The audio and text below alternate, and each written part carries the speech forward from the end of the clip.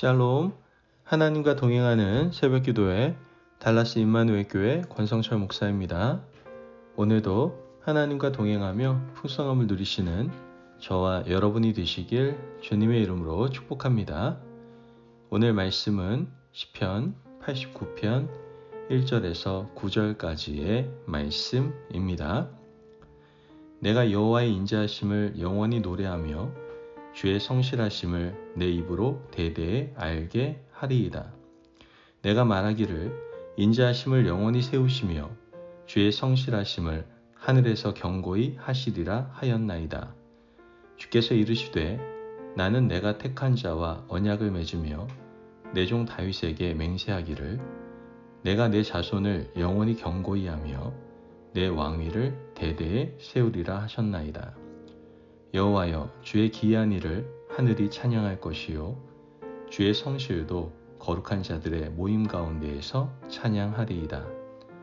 무릇 구름 위에서 능히 여호와에 비교할 자 누구며 신들 중에서 여호와와 같은 자 누구리이까?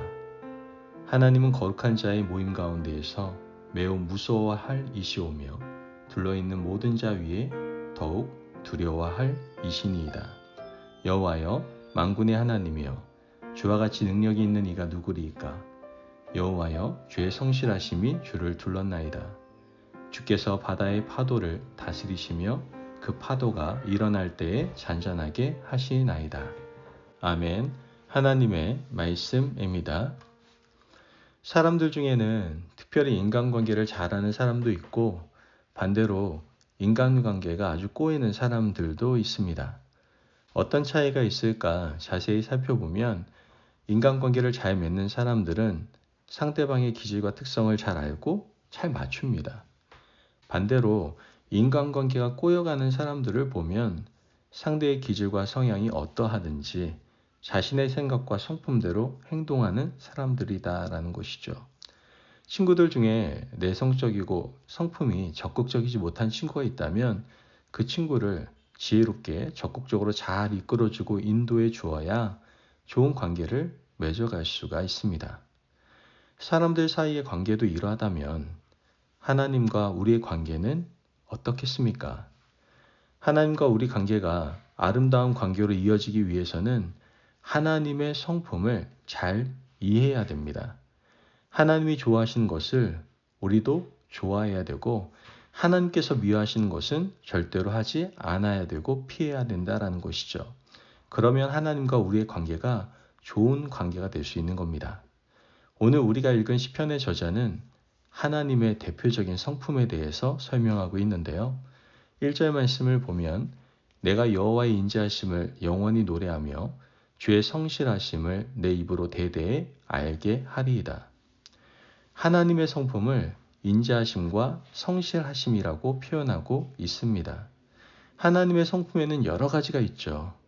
그 중에서 인자와 성실은 하나님을 설명할 수 있는 가장 좋은 키워드가 된다라는 겁니다. 역시 하나님을 깊이 경험했던 시편의 저자도 하나님 하면 떠오르는 것이 바로 하나님의 인자하심과 성실하심이었던 것이죠.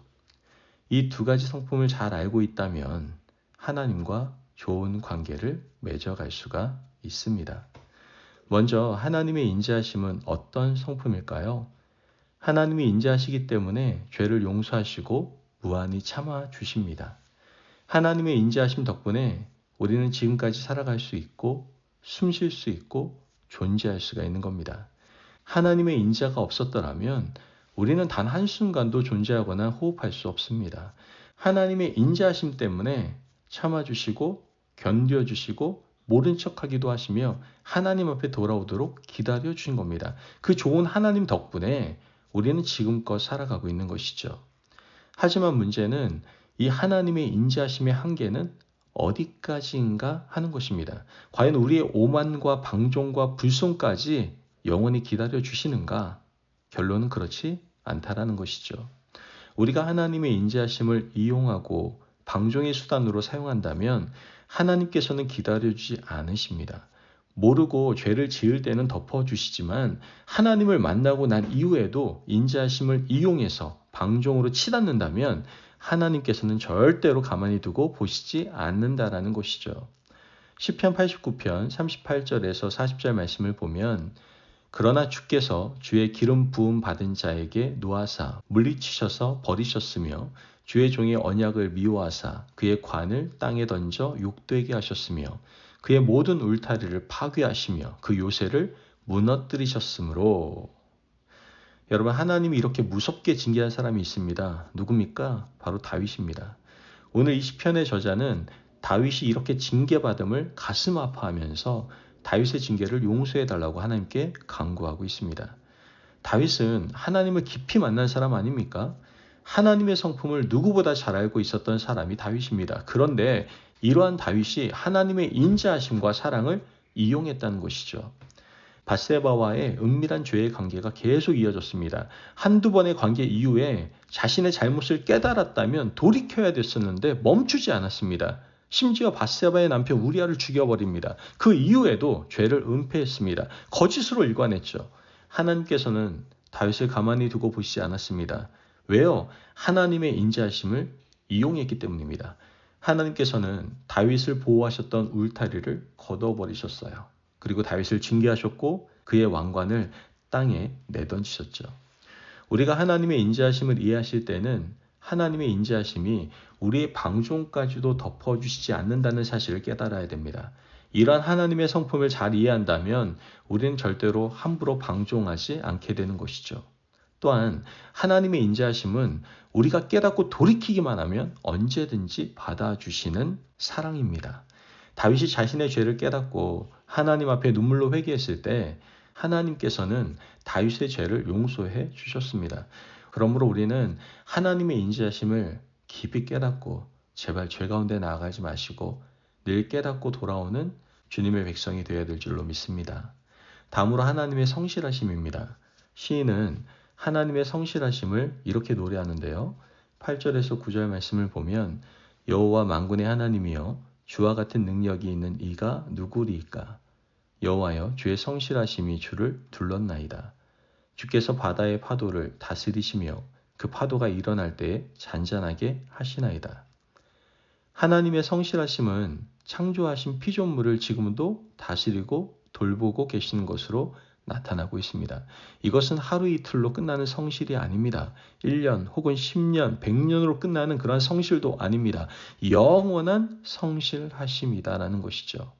하나님께서 바다를 창조해 놓으셨는데 바다의 파도가 인간이 살고 있는 땅을 넘나들지 못하도록 지금도 바다를 다스리고 계시는 겁니다.